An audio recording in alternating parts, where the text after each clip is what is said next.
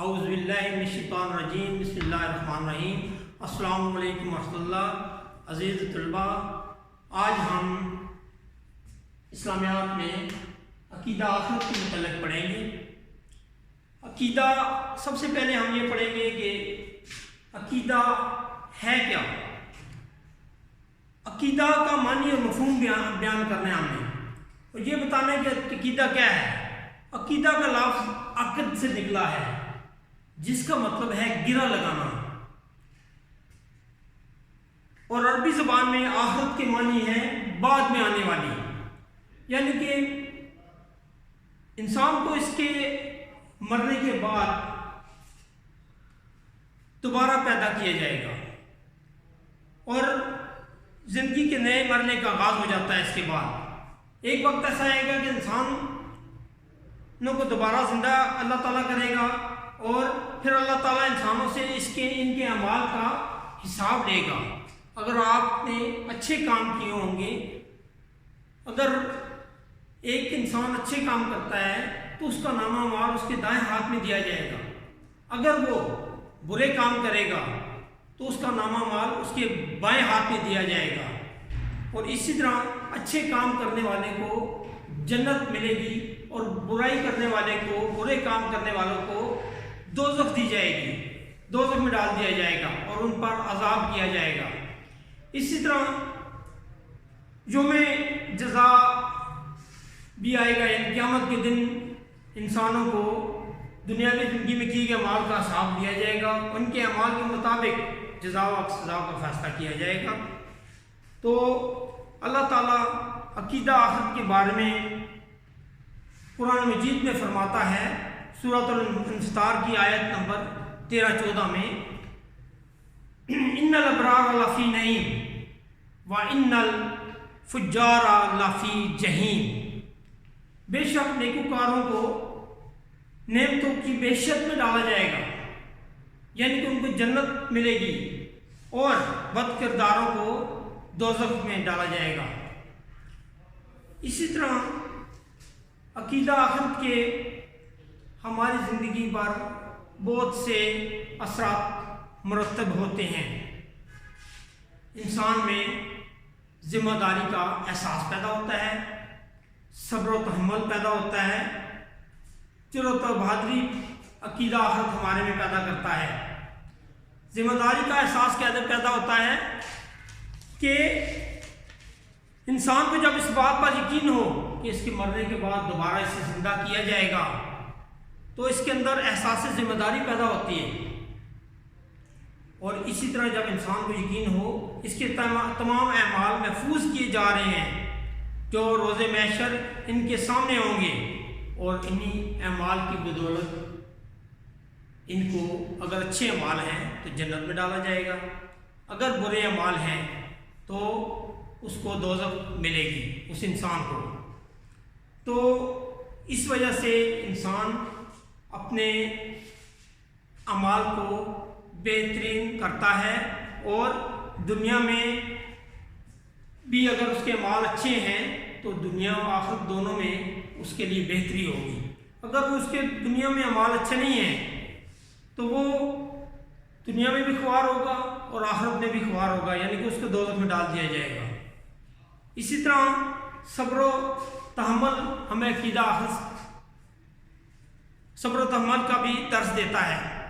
زندگی ہمیشہ ایک جیسی نہیں رہتی، کبھی خوشحالی آتی ہے، آپ دنیا میں دیکھ لیں، کبھی خوشحالی آتی ہے، کبھی تنگ دستی آتی ہے، کبھی انسان یعنی کہ صحت ملتی ہے تو کبھی برائی، کبھی بیماری ملتی ہے، کبھی صحت ملتی ہے، کبھی رفاقت ہے تو کبھی فراق ہے، کبھی سلامتی ہے تو کبھی معذوری ہے۔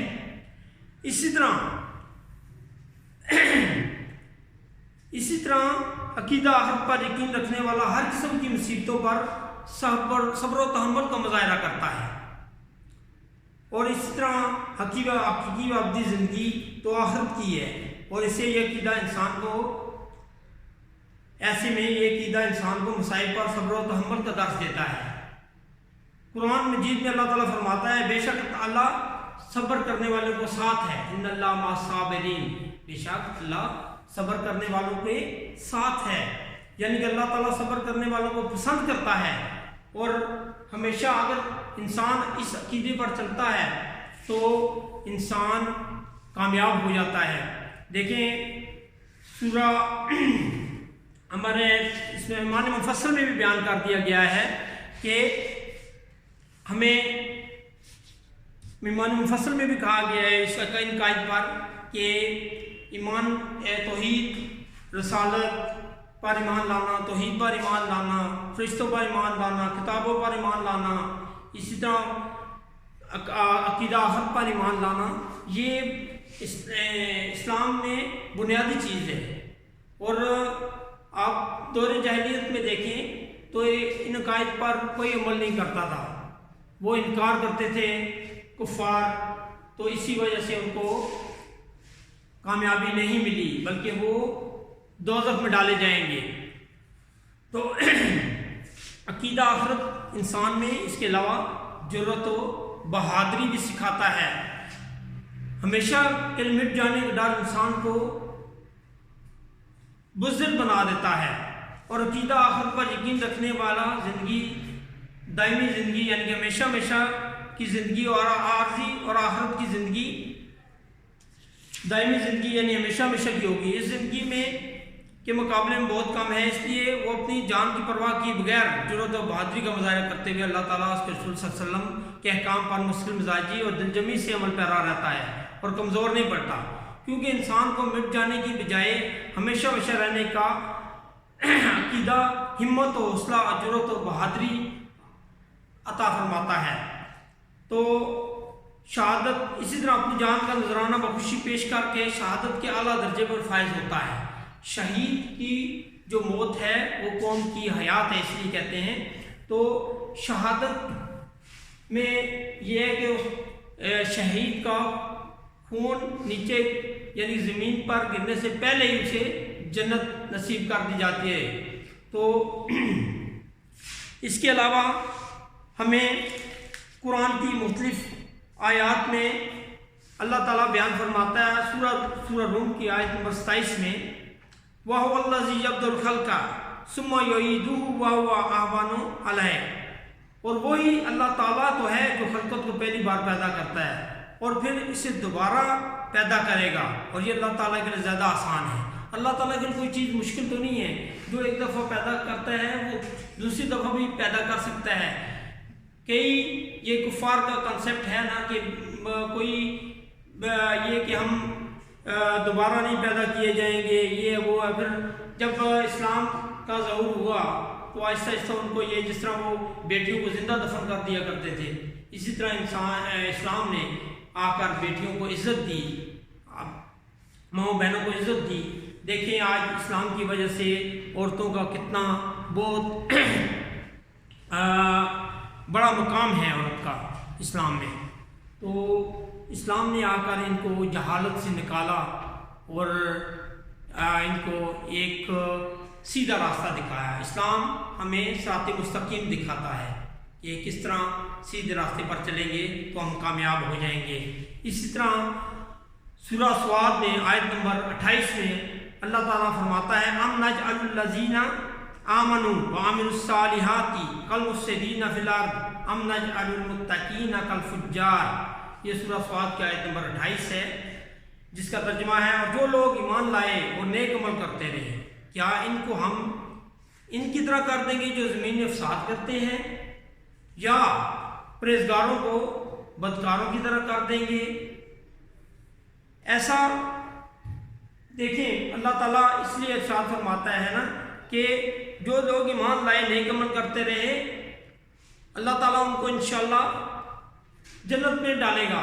لیکن جنت کے بھی درجات ہیں مختلف، جو جتنے اعمال کرے گا، بہترین اعمال کرے گا تو اس کو اس کا بہترین اجر دیا جائے گا۔